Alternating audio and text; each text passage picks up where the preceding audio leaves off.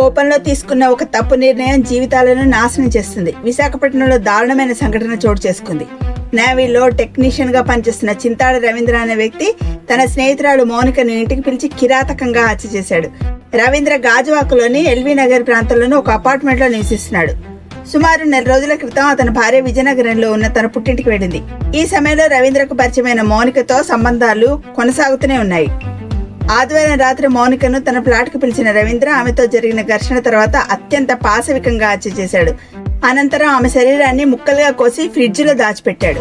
తర్వాత అతడే స్వయంగా గాజువాక పోలీస్ స్టేషన్ కి వెళ్లి లొంగిపోయాడు.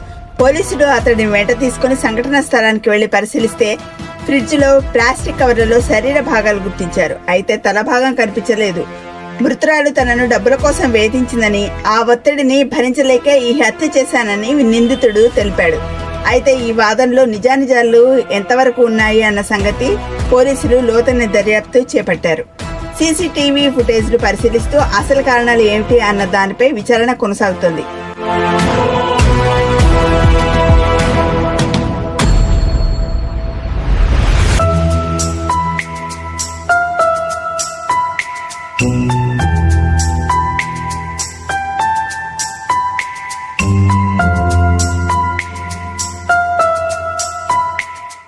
ఈ ఘటన విశాఖలో తీవ్ర కలకలం రేపింది.